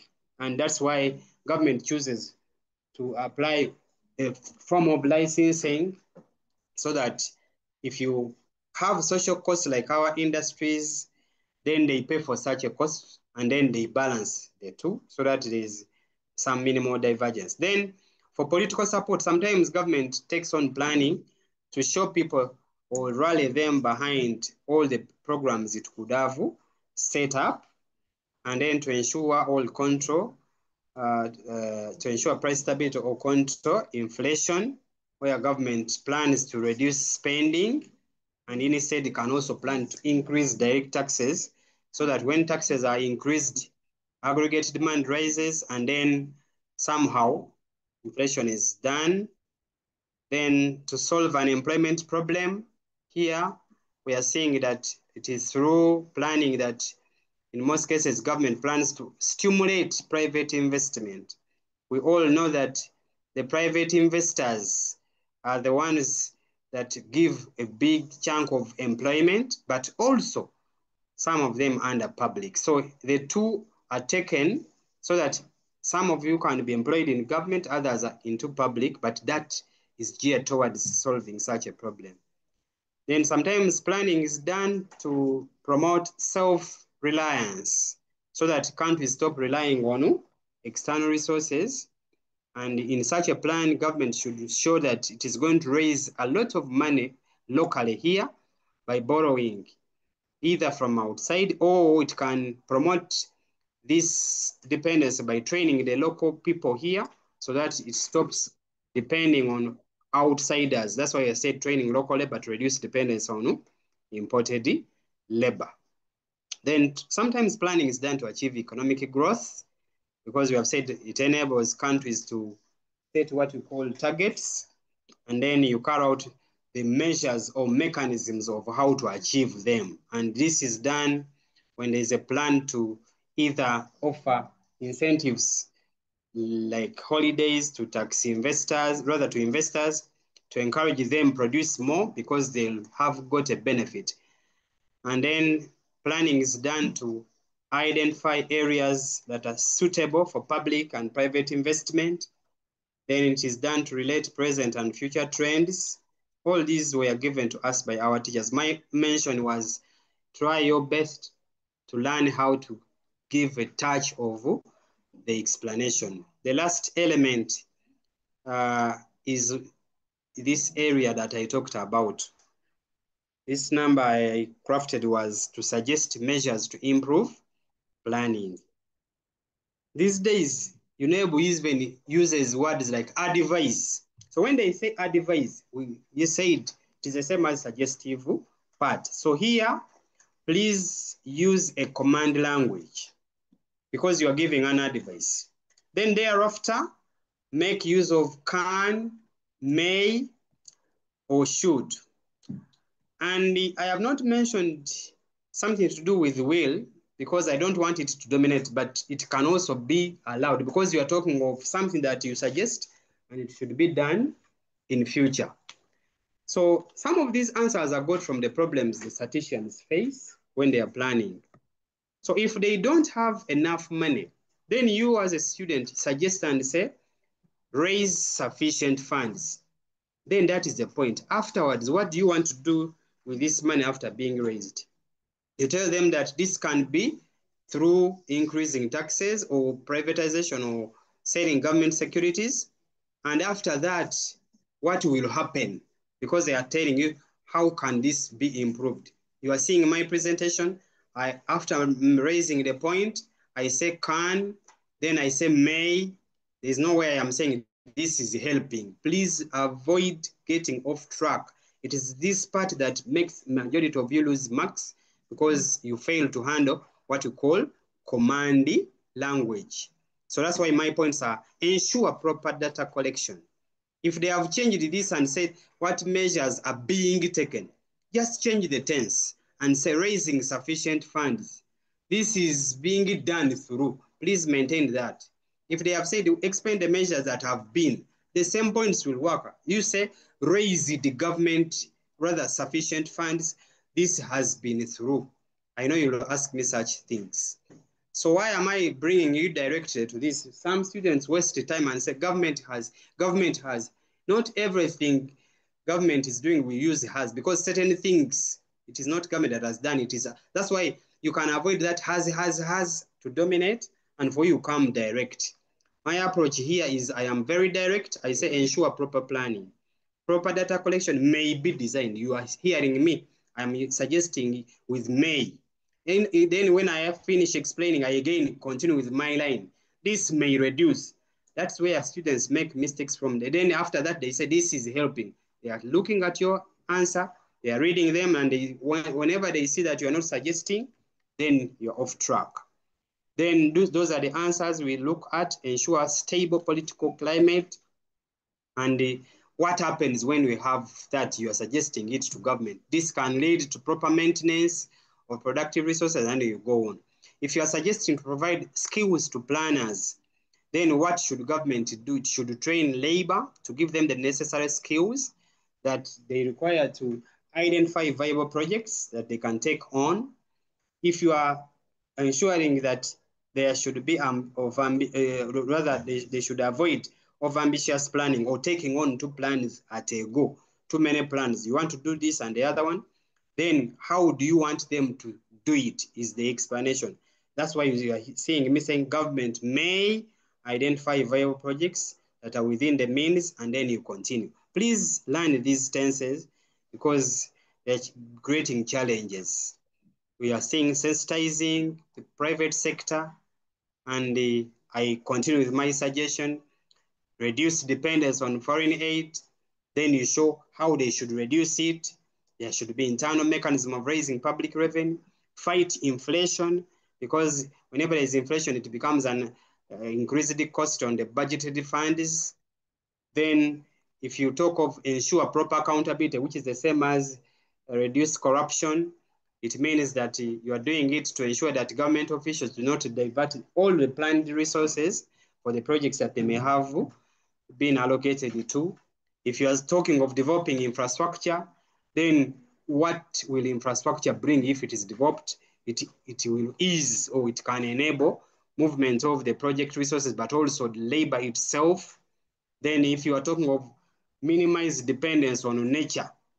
And here you are looking at plans within agriculture sector, suggest that there should be mechanism of reducing dependence on only the weather so that you handle effects that come with natural disasters.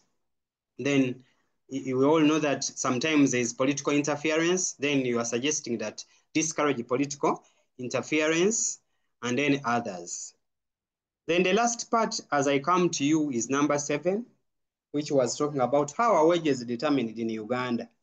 Please note all the methodologies they give you in your notes apply in paper 2, for instance, in this case. So I did select those that come to our Ugandan levels. And for that reason, I have used through, or by, and then I expect you to explain, because we are doing an afternoon paper bearing that word Uganda. So here, I just mentioned, I expect you to say using the piece rate method. Then you say this is where workers are paid according to this. You have done that explanation. So under piece rate, we all know it depends on amount of work done. Time rate looks at hours worked for. Then individual bargaining, and an employee comes and negotiates with the employer and then gets to be paid as per the money set. Then you have employers setting salaries, institutions set salaries and say, for us, this is our pay. You either fit in or not. Then sometimes we have these trade unions you know of, like the ones for teachers, the doctors, they come and practice what we call collective bargaining. And then you have the one which we call forces of market demand and what? And supply. Please explain them.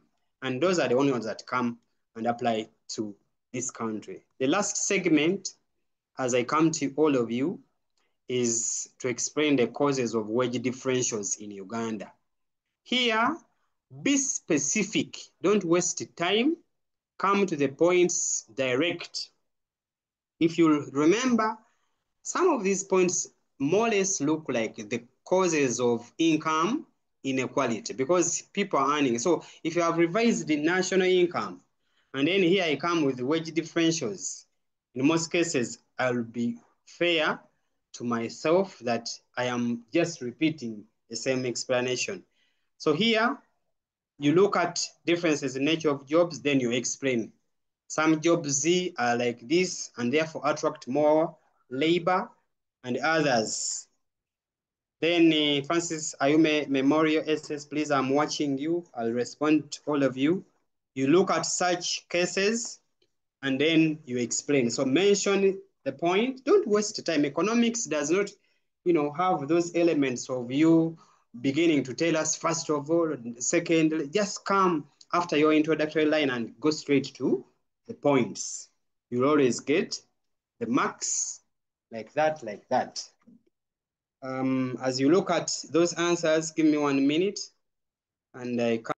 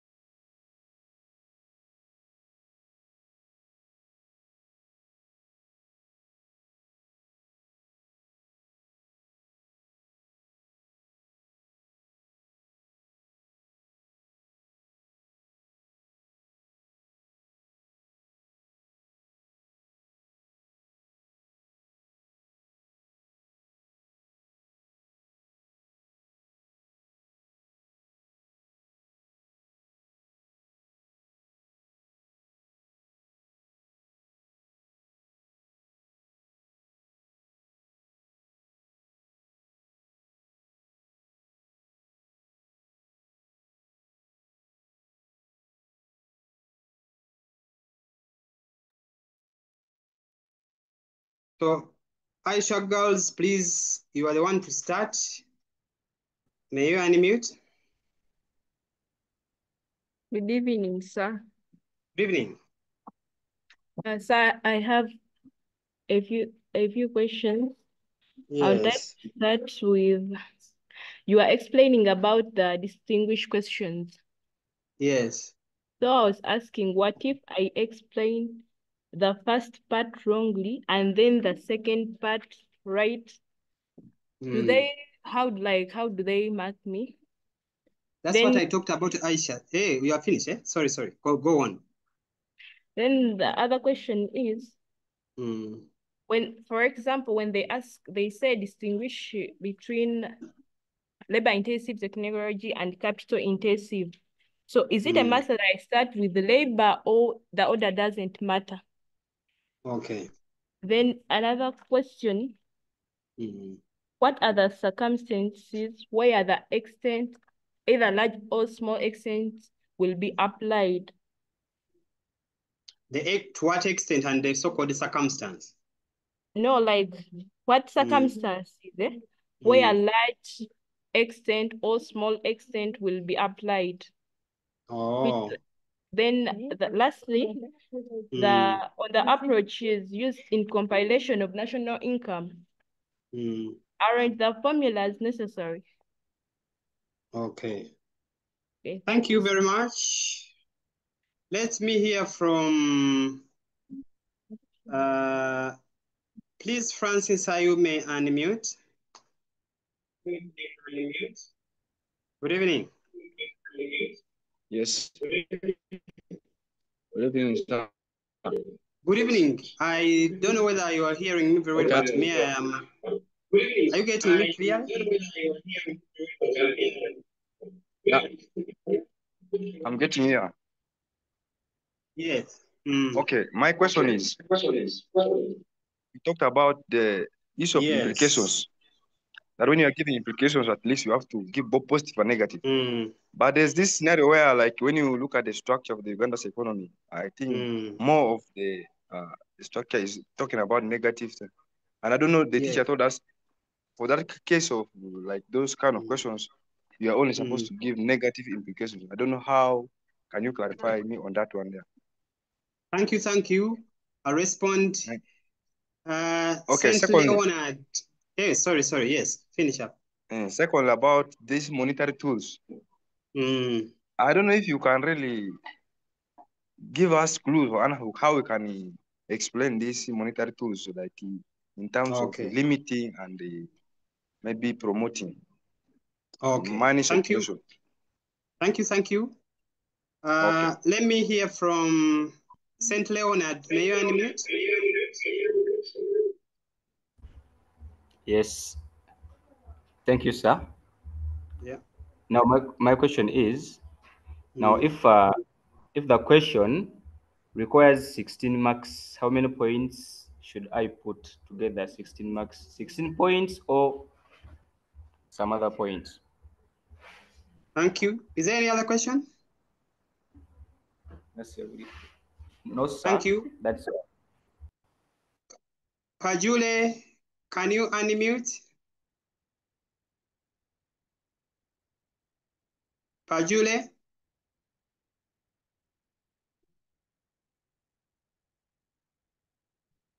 I seem not to get Pajule.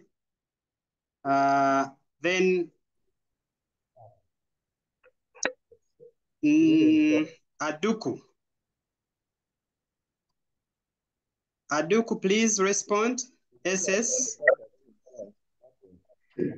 Good evening. Good evening. I want you to formalize me. Good for Sorry? I want you to first formalize on when the question comes like account for.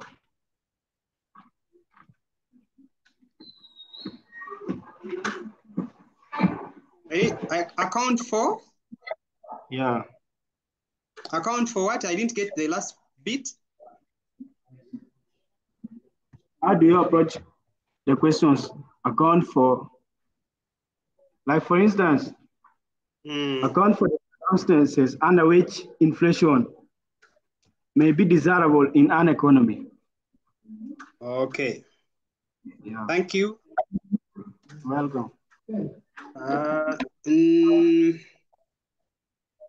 Ndagile, Chris, unmute and talk, please. Ndagile Christine, are you there?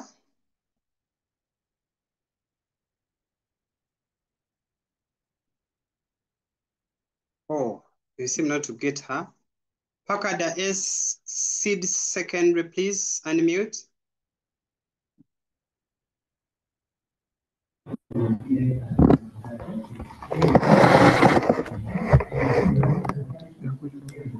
Good evening.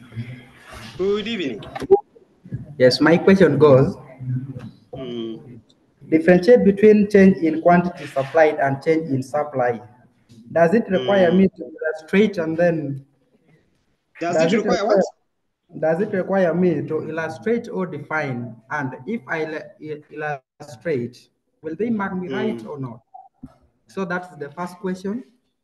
Yes. Then the second question is, in case the question demand me to give the causes of unemployment in Uganda, and, does it require to define the word inflation or not? Thank you, thank you. So that's the question. Thank you. Aisha Gauss, I still see your hand. You are the last, probably. Aisha Gauss, are you still there? Good evening, sir. Good evening. I wanted to ask you on this question about market structures, and the question is how profits are maximized under monopolistic competition in the long run. Okay.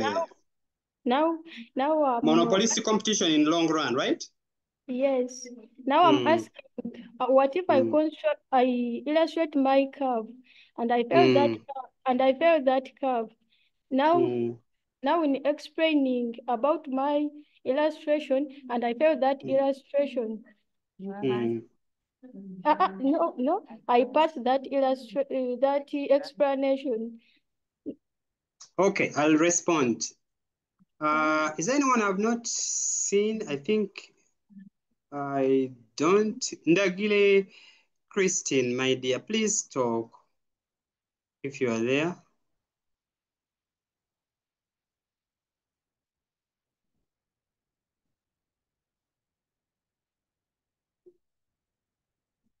We seem to have lost Christine. Then another Christine. Nasul Christine, please unmute.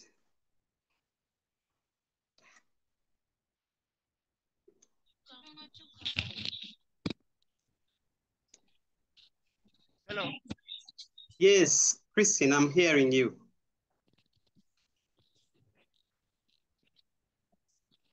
Christine, go on. Good evening, sir. Good evening.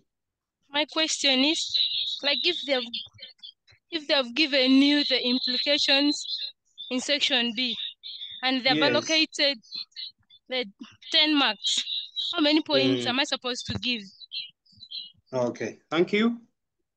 Nyariro Seed, may you speak, please, unmute. Nyariro Seed.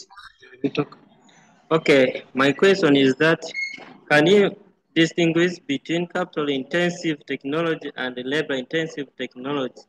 That is my question, A part. Then the B part is, can you account for the adoption of capital-intensive techniques of production?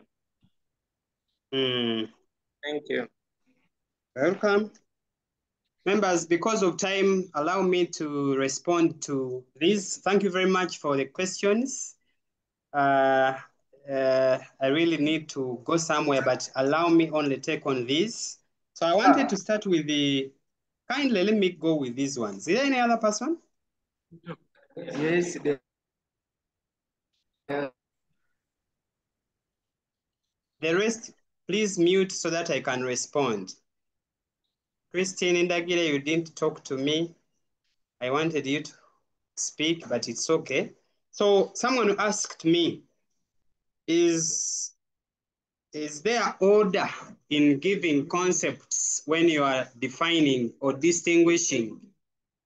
And I said, it is true there is no order, but it is wise to maintain that order.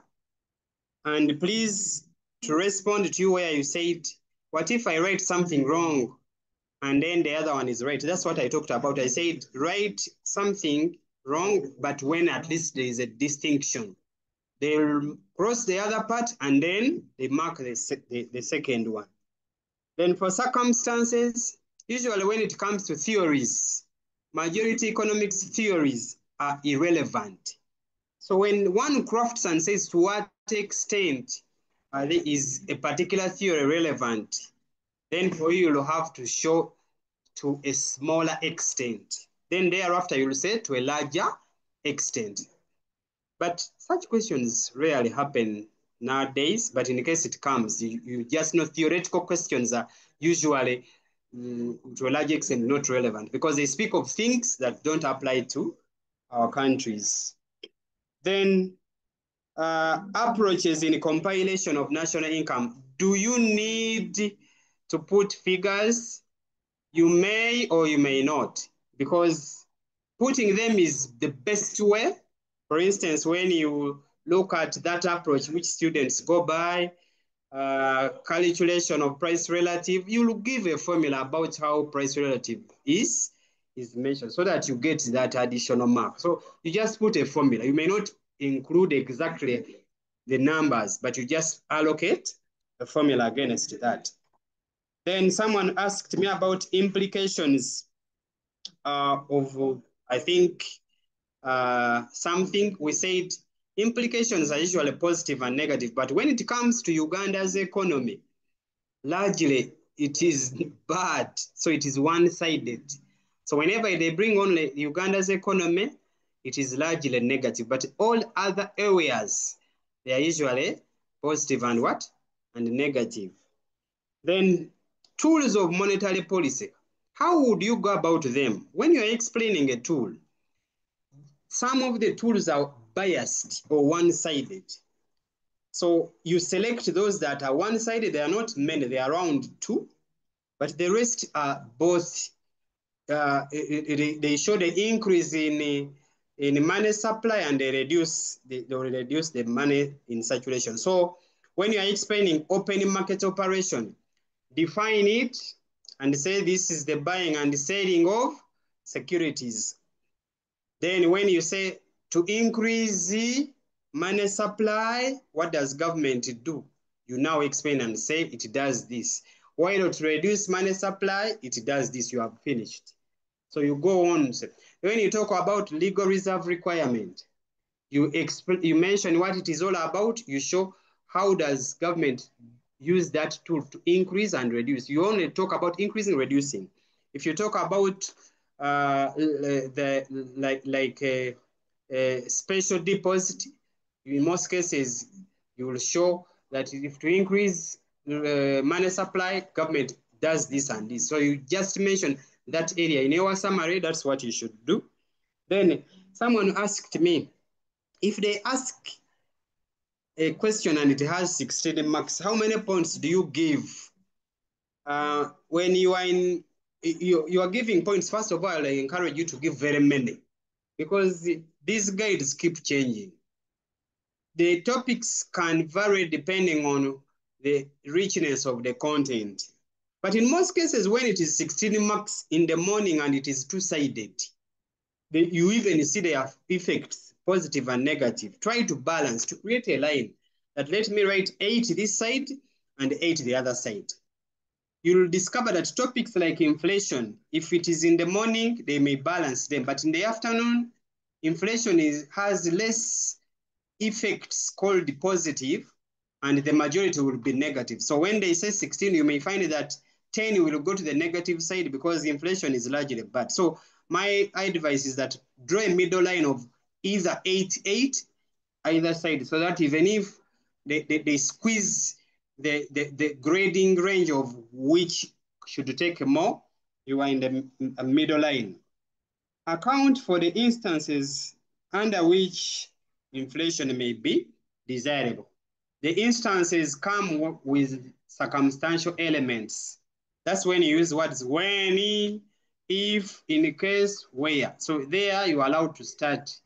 And here you are using the starting line, that is if, when, and where, and then you continue to show. I'm sure these are in your books.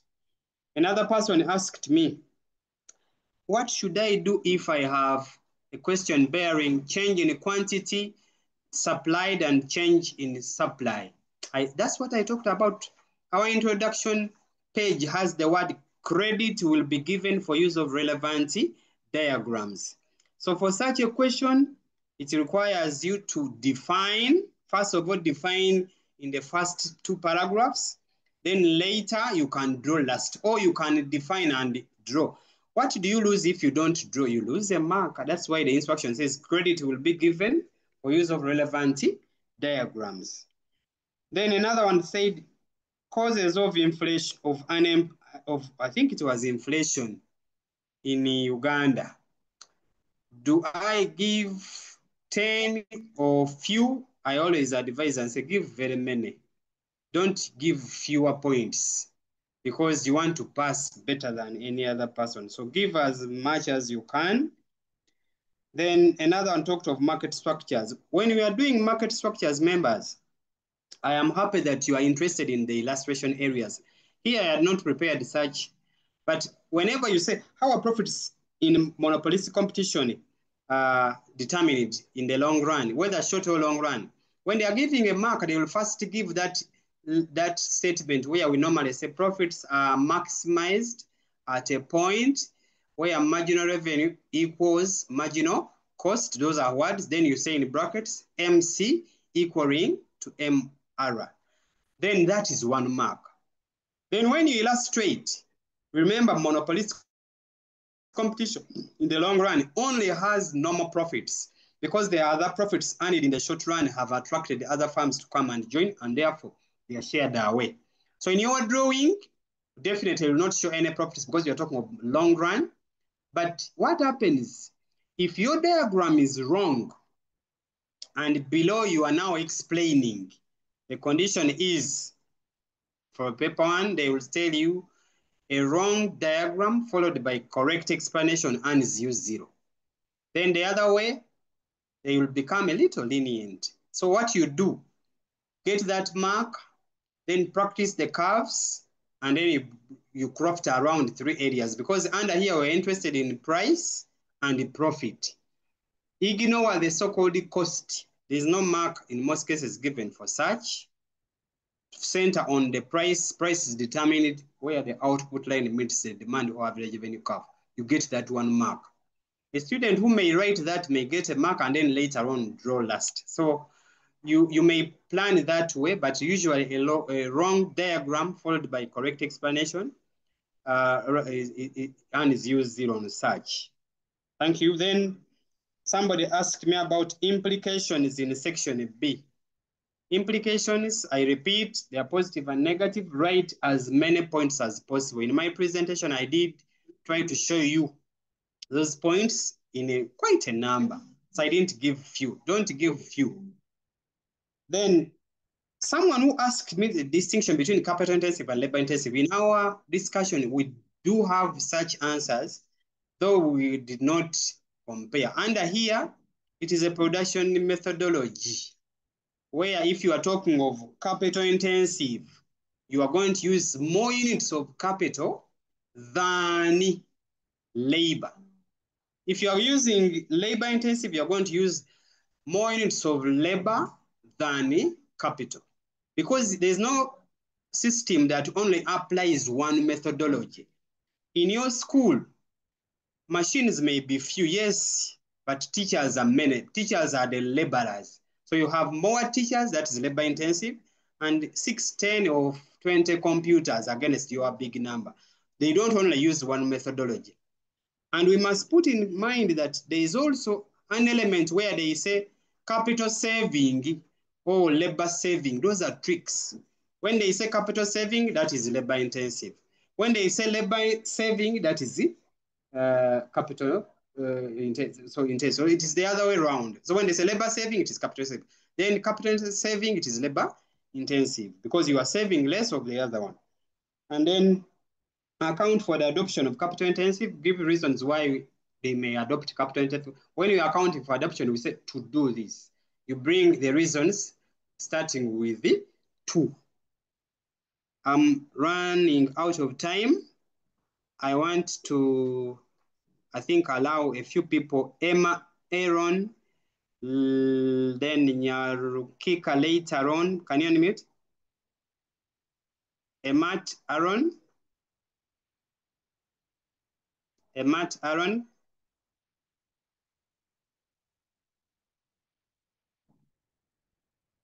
Emmat, I think, is gone. Then Yirunji SS. Please unmute and speak.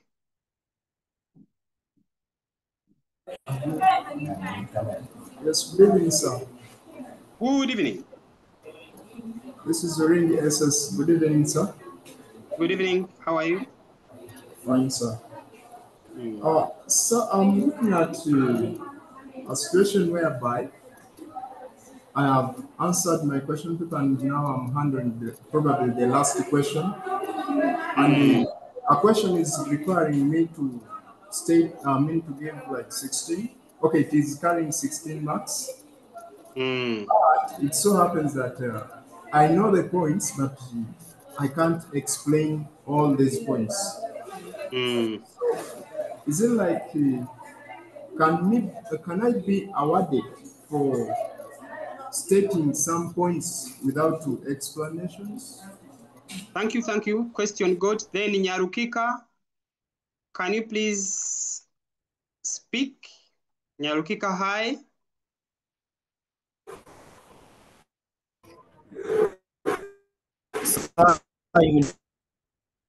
Yes. I guess you are from. Ask you. Why is it necessary for an economy to have an economic development plan? Why is it necessary for an economy to have economic development plan? Why is it necessary for an economy to have a development plan? Oh, thank you, Nyarukika, thank you. I now see, yes, Konguga, hi. Please unmute and speak. Yeah, I can see you are in your class. Good evening, sir. Good evening. Sir, the question is, questions require the application of will in the explanation, and then another one, and account for unfavorable terms of trade in developing countries. And then when I'm asked to state the theory, will I give assumptions, relevances, and even irrelevances or not? And then the account for the persistent increase in identifying identifying deficits in Uganda's economy. Thank you. I did. Sammy, please unmute and talk.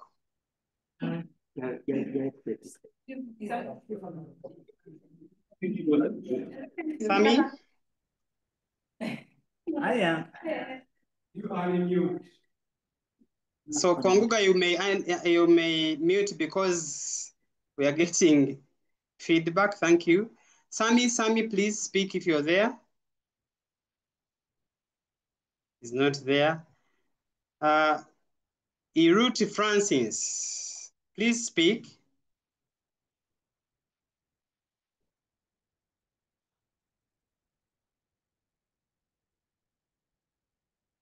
Okay, let me respond to these ones.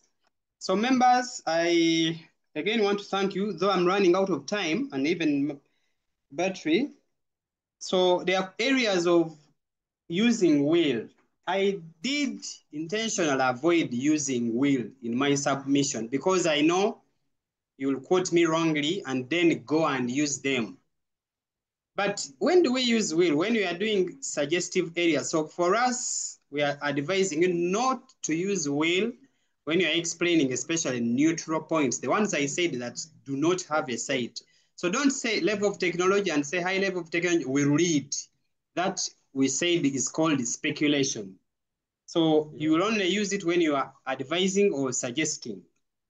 Then I'm happy somebody has talked about unfavorable terms of trade, closely related to BOP in most cases. And when we are discussing unfavorable terms of trade, we are speaking strictly prices of exports, prices of imports, them increasing because you are doing importation, and then the other one is increasing, generating them because you are selling them outside. So if you say low quality exports as a point, then you have to show this leads to low prices, and thus you continue. You don't talk about earnings. When do you talk about earnings? If it is balance of payment. So it is about prices. You rotate around the prices. And it is the reason why when you bring a question around BOP, you start with the price, but if you don't end with earning, you will not get that mark. Then somebody asked me, what if I run short of time and then I just mention? Yes, you'll get some mark for mentioning the point, but remember, the other paper of the afternoon where there is a half being given, then you are at a risk of just half. By the time you regenerate some marks, it will be too late. That's why I said, start with the B very fast. After some time, end with the section what? Section A. So I want to thank everyone because I've run short of time. To the people I have not responded, it is because of time, but I will ask Teacher Stephen to give this to you because it has been recorded. And I encourage you to employ those tactics and also keep, with your teachers and just believe in yourself. You'll make it. Economics is possible. I want to wish you a lovely night. Thank you for attendance, all of you.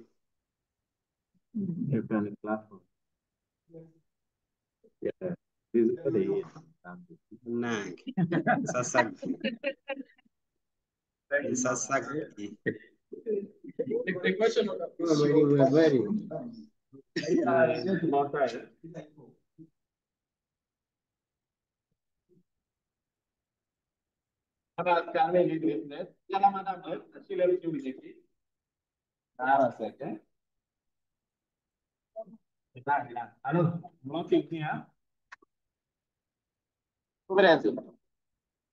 Brian.